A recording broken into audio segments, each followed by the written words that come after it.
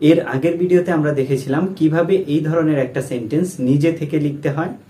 এই ভিডিওতে আমরা দেখব কিভাবে এই ধরনের একটা সেন্টেন্সকে বাংলায় ট্রান্সলেট করতে হয় এবং বাংলা থেকে ইংরেজিতে ট্রান্সলেট করতে হয়। তো খাতা কলম নিয়ে সবার বসতে হবে, কারণ প্র্যাকটিস ছাড়া এই বিষয়গুলো আসলে বোঝা কঠিন। প্রথমেই আমরা সেন্টেন্সটার সাবজেক্টটাকে ট্রান্সলেট করব দ্য অনগোয়িং ফ্লাড, যেটা একটা নাউন ফ্রেজ, যেখানে ফ্লাড হচ্ছে হেডওয়ার্ড, অনগোয়িং হচ্ছে প্রিমডিফায়ার কারণ এটা ফ্লাডটাকে নির্দিষ্ট করেছে, এবং দা হচ্ছে ডিটারমিনার। এই ধরনের একটা নাউন ফ্রেজকে যদি আমরা ট্রান্সলেট করি, প্রথমেই আমাদের ডিটারমিনারকে ট্রান্সলেট করতে হবে, এরপর প্রিমডিফায়ারটাকে ট্রান্সলেট করতে হবে, এরপর আমরা হেডওয়ার্ডটাকে ট্রান্সলেট করব। নাউন ফ্রেজের দা ডিটারমিনারটা যদি হেডওয়ার্ডকে নির্দিষ্ট করে তাহলে আমাদের ট্রান্সলেট করার প্রয়োজন নেই, কারণ বাংলায় আমরা অ্যাডজেক্টিভ দিয়েই ওই নির্দিষ্ট বিষয়টাকে প্রকাশ করে দেই, যেটা আমরা পরবর্তীতে আরও ক্লিয়ারভাবে জানব। তাহলে আমরা দা ডিটারমিনারটাকে ট্রান্সলেট করছি না। অনগোয়িং প্রিমডিফায়ারটাকে আমাদের ট্রান্সলেট করতে হবে। অনগোয়িং হচ্ছে চলমান, এবং আমরা কথা বলছি যেহেতু বন্যা নিয়ে, ফ্লাড, হেডওয়ার্ডটাকে এখন আমরা ট্রান্সলেট করলাম বন্যা। সম্পূর্ণ অংশটা মিলে হলো চলমান বন্যা। এখন আমরা ভার্ব ফ্রেজটাকে ট্রান্সলেট করব, বা মেইন ভার্বটাকে। Has once again highlighted.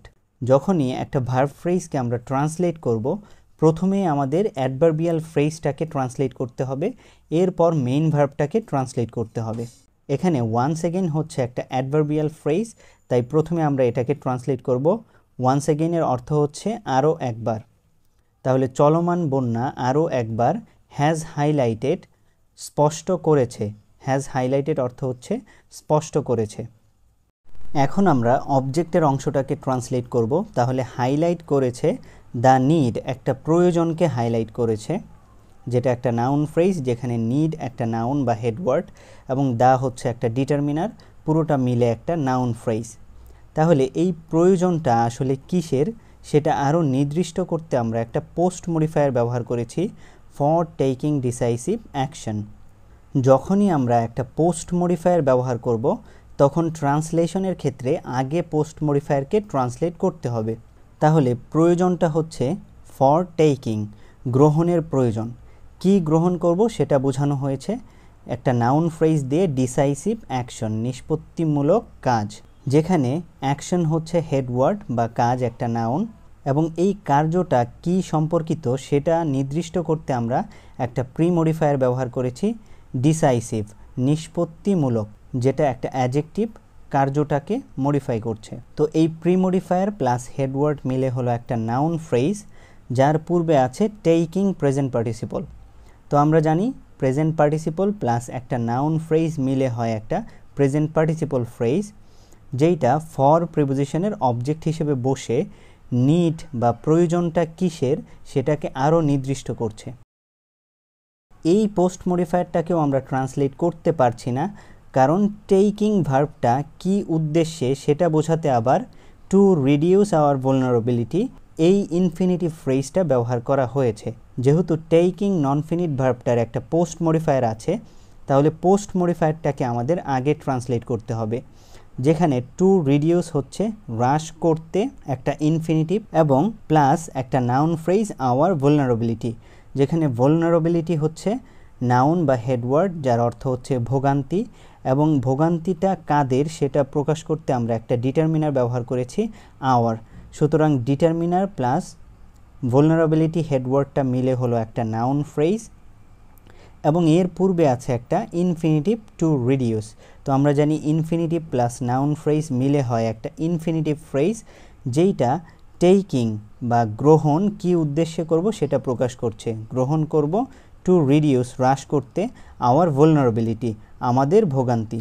এই ইনফিনিটিভ ফ্রেজটাকেও আমরা ট্রান্সলেট করতে পারছি না, কারণ এই ইনফিনিটিভ ফ্রেজে থাকা vulnerability নাউনটাকে আবার পোস্ট মডিফাই করছে একটা প্রিপোজিশনাল ফ্রেজ, যে ভোগান্তিটা কি সম্পর্কিত। ভোগান্তি তো অনেক রকমের হয়, এই ভোগান্তিটা হচ্ছে টু সিজনাল ডিজাস্টার, মৌসুমি বিপর্যয় সম্পর্কিত, যেখানে ডিজাস্টার একটা হেডওয়ার্ড বা নাউন, এবং ডিজাস্টারটা বা বিপর্যয়টা কি সম্পর্কিত সেটা আরও নির্দিষ্ট করতে আমরা লিখেছি সিজনাল একটা অ্যাডজেক্টিভ বা প্রিমডিফায়ার, প্রিমডিফায়ার প্লাস হেডওয়ার্ড মিলে হলো একটা নাউন ফ্রেজ এবং এর পূর্বে আছে প্রিপোজিশন টু যেটা সম্পর্কিত অর্থে বসেছে।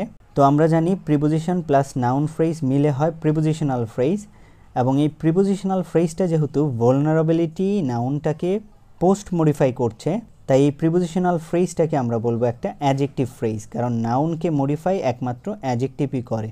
আর প্রিপোজিশনাল ফ্রেজ যখন অ্যাডজেক্টিভের মতো আচরণ করবে তখন আমরা তাকে বলবো অ্যাডজেক্টিভ ফ্রেজ। তো দেখা যাচ্ছে পোস্ট মডিফাই করতে করতে আমরা একদম শেষ পর্যায়ে এসে পৌঁছে গেছি। এখন আমাদের এই ট্রান্সলেশনটা শুরু করতে হবে সেন্টেন্সটার এই শেষ অংশটা থেকে। তো আমরা ট্রান্সলেশনটা শুরু করব টু সিজনাল ডিজাস্টার প্রিপোজিশনাল ফ্রেজটা থেকে। এই প্রিপোজিশনাল ফ্রেজটাতে যেহেতু ডিটারমিনার নেই, তাই আমরা আওয়ার ভলনারেবিলিটি নাউন ফ্রেজ থেকে এর ডিটারমিনারটাকে নিয়ে আসব, কারণ আমরা জানি প্রথমেই আমাদের ডিটারমিনারকে ট্রান্সলেট করতে হয়। তাহলে আওয়ার হচ্ছে আমাদের, এরপর আমরা ট্রান্সলেট করব প্রিমডিফায়ারটাকে, এবং সেটা অবশ্যই প্রিপোজিশনাল ফ্রেজের প্রিমডিফায়ার, কারণ আমরা শেষে থেকে ট্রান্সলেট করতে করতে আসব। তো সিজনাল হচ্ছে মৌসুমি, দুইটা মিলে হলো আমাদের মৌসুমি।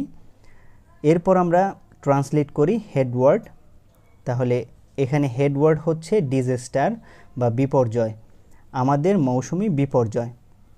এরপর আমরা প্রিপোজিশনটাকে ট্রান্সলেট করব সম্পর্কিত, তো আমাদের মৌসুমি বিপর্যয় সম্পর্কিত। এরপর আমরা আওয়ার ভলনারেবিলিটি নাউন ফ্রেজের হেডওয়ার্ডটাকে ট্রান্সলেট করব, কারণ এর ডিটারমিনারটা সবার আগে আমরা ট্রান্সলেট করেছিলাম। তো ভলনারেবিলিটি অর্থ হচ্ছে ভোগান্তি, সম্পূর্ণ অংশটা মিলে হলো আমাদের মৌসুমি বিপর্যয় সম্পর্কিত ভোগান্তি। এরপর আমরা ইনফিনিটিভটাকে ট্রান্সলেট করব। টু রিডিউসের অর্থ হচ্ছে হ্রাস করতে, আমাদের মৌসুমি বিপর্যয় সম্পর্কিত ভোগান্তি হ্রাস করতে। এখানে একটা বিষয় খেয়াল করলে আপনারা দেখতে পারবেন, যেহেতু প্রিপোজিশনাল ফ্রেজে আমাদের ডিটারমিনার ছিল না, তাই আমরা ডিটারমিনারটাকে আগে ট্রান্সলেট করেছি, এবং এরপর যথারীতি শেষের দিকটা থেকে প্রিমডিফায়ার, হেডওয়ার্ড এবং এরপর প্রিপোজিশন, এইভাবে আমরা প্রিপোজিশনাল ফ্রেজটাকে ট্রান্সলেট করেছি, এবং এরপর আওয়ার ভলনারেবিলিটি নাউন ফ্রেজের হেডওয়ার্ডটাকে ট্রান্সলেট করেছি, এবং সর্বশেষে আমরা নন ফিনিট ভার্বটাকে ট্রান্সলেট করেছি। এখন আমরা ট্রান্সলেট করব টেকিং ডিসাইসিভ অ্যাকশন এই প্রেজেন্ট পার্টিসিপল ফ্রেজটাকে। আগেই আমরা জেনেছি প্রথমে আমাদের একটা ডিটারমিনারকে ট্রান্সলেট করতে হবে, যেহেতু এখানে কোনো ডিটারমিনার নেই আমরা প্রিমডিফায়ারটাকে ট্রান্সলেট করব নিষ্পত্তিমূলক, এবং এরপর আমরা হেডওয়ার্ডটাকে ট্রান্সলেট করব যেটা হচ্ছে অ্যাকশন বা কার্য, এবং এরপর আমরা নন ফিনিটটাকে ট্রান্সলেট করব গ্রহণ।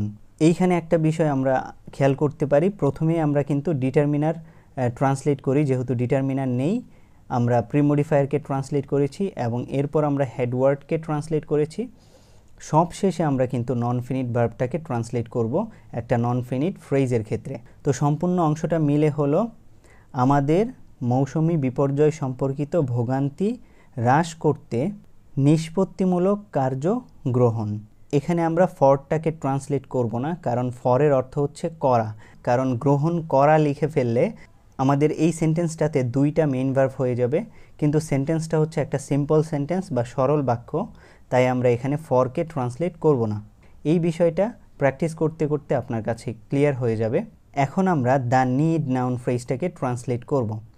তাহলে দা যেহেতু নিডটাকে নির্দিষ্ট করতে ব্যবহার করা হয়েছে, আমরা ডিটারমিনারকে ট্রান্সলেট করব না, এবং প্রিমডিফায়ার তো এখানে নেই, আমরা সরাসরি হেডওয়ার্ডটাকে ট্রান্সলেট করলাম। নিড অর্থ হচ্ছে প্রয়োজন।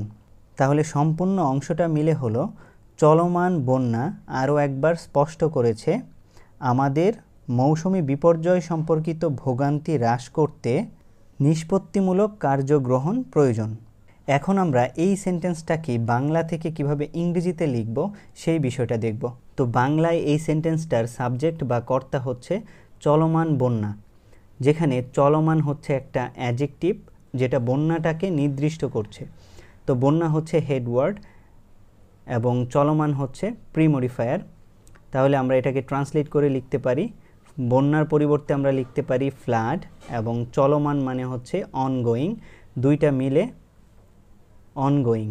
এখন ইংরেজিতে নির্দিষ্ট করতে আমাদের দা ব্যবহার করতে হয়, বাংলায় চলমান অ্যাডজেক্টিভটাই বন্যাটাকে নির্দিষ্ট করে দিচ্ছে, আলাদা কোনো শব্দ আমরা ব্যবহার করি না। কিন্তু ইংরেজিতে বন্যাটা যদি নির্দিষ্ট হয় বক্তা এবং শ্রোতার কাছে, তাহলে আমাদের দা ব্যবহার করতে হয়। সম্পূর্ণ অংশটা মিলে হলো দ্য অনগোয়িং ফ্লাড। এখন আমরা ভার্বের অংশটাকে ট্রান্সলেট করব, যেখানে লেখা আছে আরও একবার স্পষ্ট করেছে।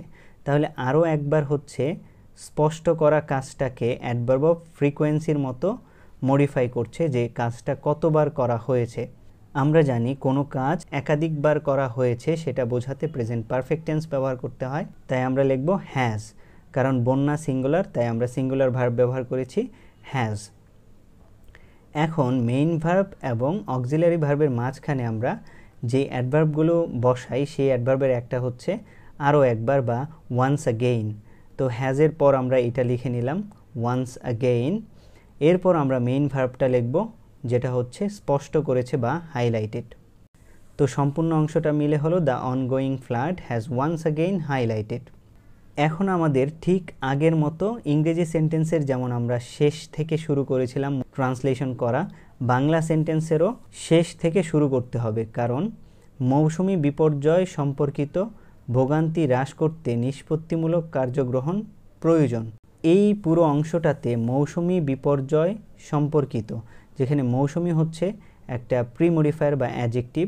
এই মৌসুমিটা বিপর্যয় হেডওয়ার্ডটাকে নির্দিষ্ট করছে, যে বিপর্যয়টা হচ্ছে মৌসুমি বিপর্যয়, এবং সম্পর্কিত হচ্ছে একটা প্রিপোজিশন।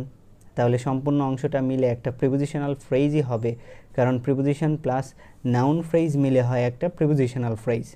এরপর ভোগান্তি একটা নাউন বা হেডওয়ার্ড, এবং হ্রাস করতে একটা নন ফিনিট ভার্ব। তাহলে নন ফিনিট প্লাস হেডওয়ার্ড মিলে হলো একটা নন ফিনিট ফ্রেজ। এরপর আছে নিষ্পত্তিমূলক কার্য। কার্য হচ্ছে হেডওয়ার্ড বা নাউন, এবং কাজটা কি সম্পর্কিত সেটা বোঝাতে অ্যাডজেক্টিভ বা প্রিমডিফায়ার নিষ্পত্তিকারক বসিয়েছি। পুরোটা মিলে হলো একটা নাউন ফ্রেজ, যার পর আছে গ্রহণ একটা নন ফিনিট ভার্ব। তো অবশ্যই এটা একটা নন ফিনিট ফ্রেজ হবে। এবং এরপর আছে প্রয়োজন, যেটা একাই একটা হেডওয়ার্ড বা নাউন। তো প্রথমেই আমরা প্রয়োজনকে ট্রান্সলেট করব।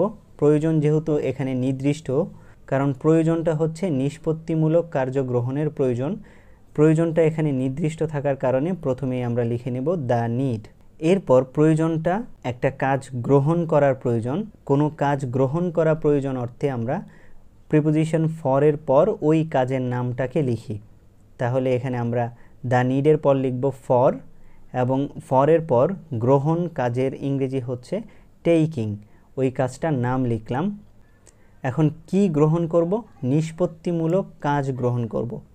তো আমরা প্রথমেই লিখব ডিসাইসিভ, প্রিমডিফায়ার অংশটা নিষ্পত্তিমূলক, এবং এরপর কার্য বা অ্যাকশনটাকে লিখব। এখন এই নিষ্পত্তিমূলক কার্যগ্রহণ কি উদ্দেশ্যে করলাম? হ্রাস করতে। তাহলে আমরা ইনফিনিটিভ লিখব টু রিডিউস। এখন কি হ্রাস করব? ভোগান্তি। তাহলে আমরা লিখব vulnerability।